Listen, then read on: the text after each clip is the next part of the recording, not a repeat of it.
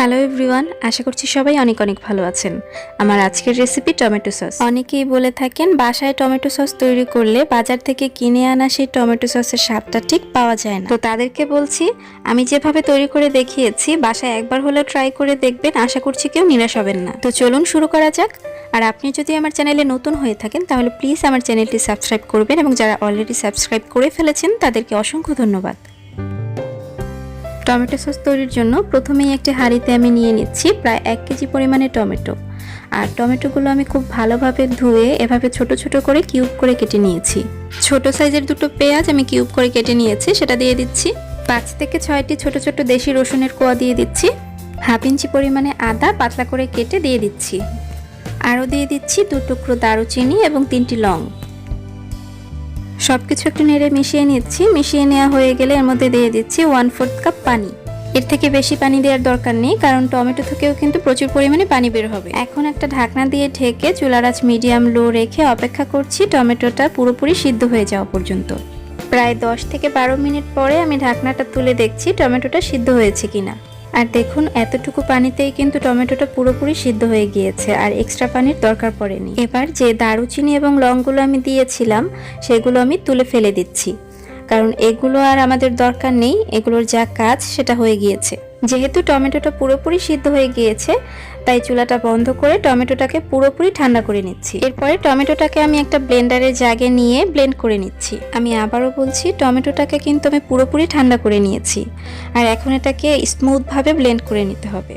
আপনারা যারা আমার ভিডিওগুলো নিয়মিত দেখেন তারা অবশ্যই জানেন আমি যে কোনো রেসিপি চেষ্টা করি সবথেকে সহজ উপায় এবং পারফেক্টভাবে তৈরি করার জন্য। আমার রেসিপিগুলো যদি আপনাদের কাছে ভালো লেগে থাকে তাহলে একটাই অনুরোধ থাকবে, আমার চ্যানেলটি সাবস্ক্রাইব করবেন এবং আপনার ফ্রেন্ডস অ্যান্ড ফ্যামিলির সাথে আমার ভিডিওগুলো শেয়ার করে দেবেন। টমেটোগুলো ব্লেন্ড করা হয়ে গিয়েছে। এবার একটা ছাঁকনির সাহায্যে আমি টমেটোটা ছেঁকে নিচ্ছি। আমার ছাঁকনির ছিদ্রগুলো খুবই ছোট এবং টমেটোর পেস্টটা খুবই ঘন হয়েছে, যে কারণে টমেটোটা ছাঁকনি দিয়ে ছাঁকতে সময়টা একটু বেশি লাগছিল, আর সেজন্যই আমি একটি নেটের ব্যাগের সাহায্যে টমেটোটা ছেঁকে নিয়েছি। আর দেখুন, এত স্মুথ পেস্ট করা সত্ত্বেও বিচি সহ টমেটোর অনেক অমসৃণ অংশ কিন্তু থেকে গিয়েছিল এর মধ্যে। যাই হোক, এই অমসৃণ অংশটা আমি এখন ফেলে দিচ্ছি, এবং যে মসৃণ পেস্টটা পাওয়া গিয়েছে এটাকেই বলা হয় টমেটো পিউরি।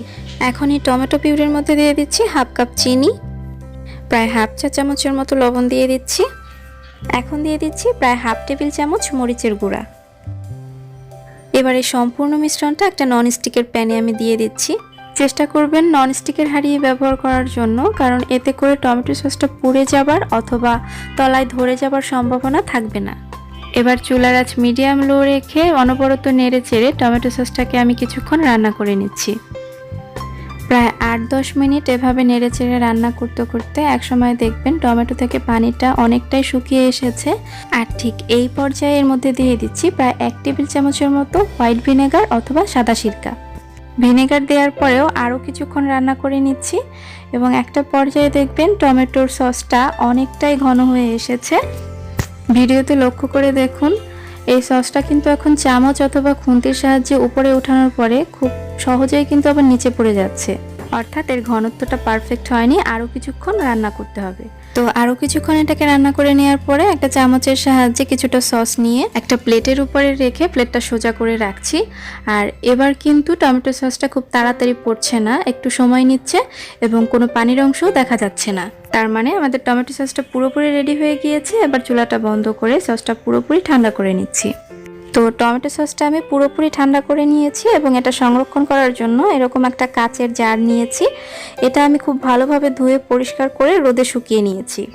যেহেতু এখানে সিরকা ব্যবহার করা হয়েছে তাই এটা বাইরে রাখলেও কিন্তু স্বাভাবিক তাপমাত্রায় 1 থেকে 1.5 সপ্তাহ পর্যন্ত ভালো থাকবে। আর যদি ফ্রিজের নর্মাল পোর্শনে রাখেন তাহলে প্রায় 1 মাস পর্যন্ত ভালো থাকবে। এবং আপনারা যদি বছর জুড়ে সংরক্ষণ করতে চান তাহলে এটাকে ডিপ ফ্রিজে রেখে দেবেন, এবং যখনই খাবার দরকার পড়বে খাবার ঠিক 1 ঘন্টা আগে বের করে রাখবেন, এবং খাওয়া হয়ে গেলে পুনরায় এটাকে ডিপ ফ্রিজে রেখে দেবেন। আমি এখানে 1 কেজি টমেটো দিয়ে টমেটো সসটা তৈরি করেছি, এবং 1 কেজি টমেটোর বর্তমান বাজার মূল্য হবে 25 থেকে 30 টাকা। এবং 1 কেজি টমেটো থেকে আমার এখানে প্রায় 300 গ্রামের মতো টমেটো সস তৈরি হয়েছে, যার বর্তমান বাজার মূল্য প্রায় 120 থেকে 130 টাকা। এবং বাজার থেকে কিনে আনা টমেটো সস কতটা স্বাস্থ্যসম্মত সে ব্যাপারে কিন্তু একটা প্রশ্ন থেকেই যায়। আশা করছি আজকের রেসিপিটিও সবার কাছে ভালো লেগেছে, আর ভালো লেগে থাকলে লাইক কমেন্ট শেয়ার করে আমাকে সাপোর্ট করবেন। আর আমার চ্যানেলে নতুন হয়ে থাকলে প্লিজ কেউ সাবস্ক্রাইব না করে চলে যাবেন না। ইনশাআল্লাহ দেখা হচ্ছে পরবর্তী রেসিপিতে। সে পর্যন্ত সবাই সুস্থ থাকুন, ভালো থাকুন এবং আমার জন্য দোয়া করবেন। আল্লাহ হাফেজ।